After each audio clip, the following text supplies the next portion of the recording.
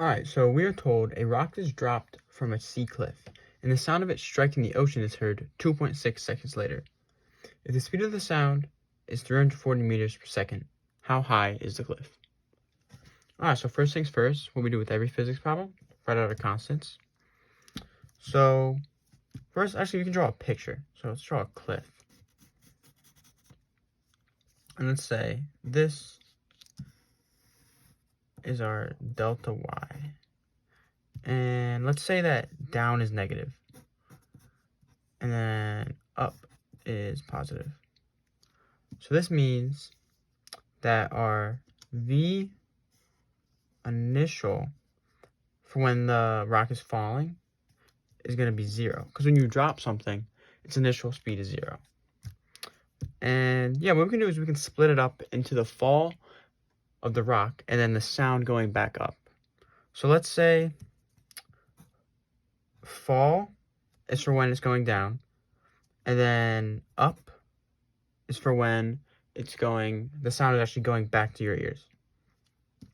So we can say the acceleration of fall is going to equal negative 9.8 meters per second squared. The dy of fall, we don't know.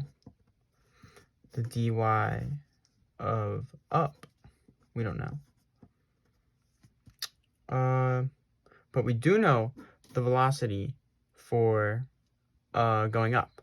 It is always going to be 340 meters per second, no matter what happens. Our time, we also don't know. So let's say the total time can just be 2.6 seconds. But let's have a t fall and a t for up. So now with our constants down, we can start to write equations. So let's say the change in y for the fall is equal to v naught times t fall plus 1/2 the acceleration of fall t fall squared. So now we can simplify that, plug in some constants.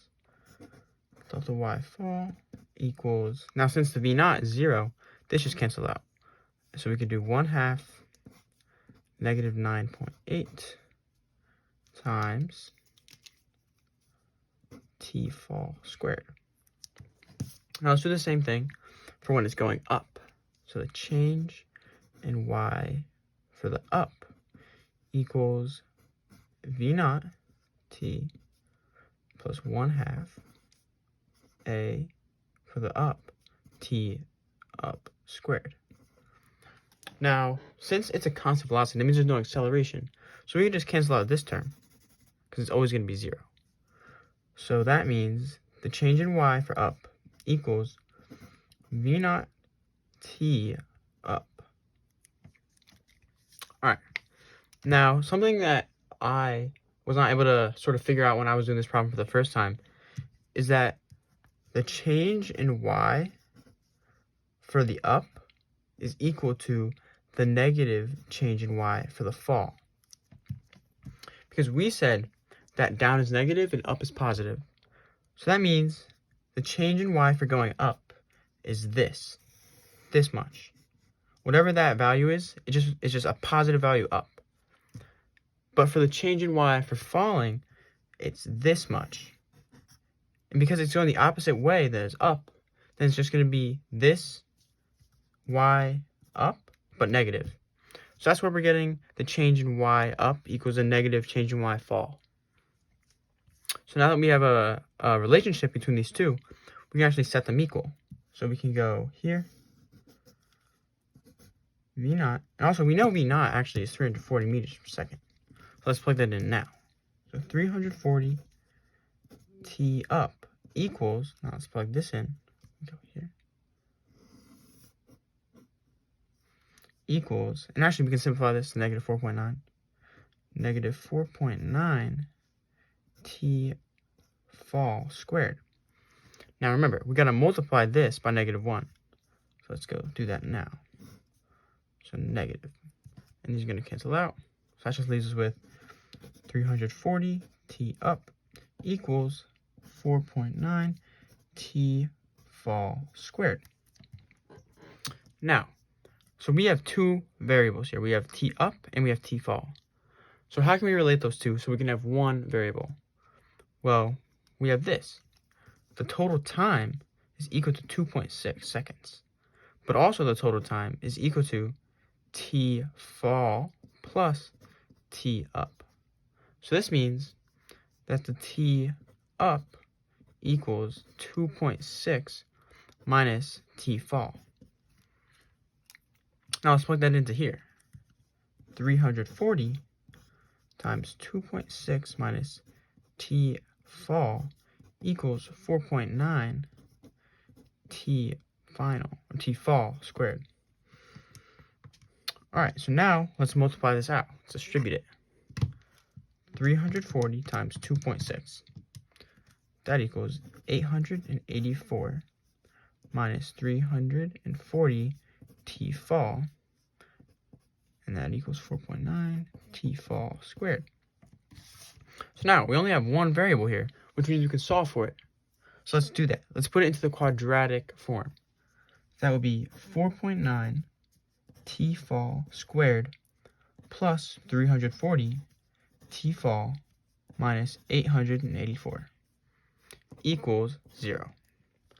Now, if you plug this into the quadratic formula, you actually get two answers. You get t equals 2.51 and t equals negative 71.9 seconds. Now, because time can't really be negative, that doesn't make sense, we can just mark this as an extraneous solution, negative 71, and that means that this is our time to fall. So now we have time to fall, and that's three variables, three constants that we can now plug in to our original equation. So we can say the change in y for fall equals the v naught t fall plus 1/2 a t fall squared. So now we know the v naught is 0, so that's just going to cancel out. That leaves us with the change in y fall equals 1/2 times negative 9.8 and 2 and our t final squared. So that's going to be 2.51 squared. Now let's multiply that out. So negative 4.9 times 2.51 squared.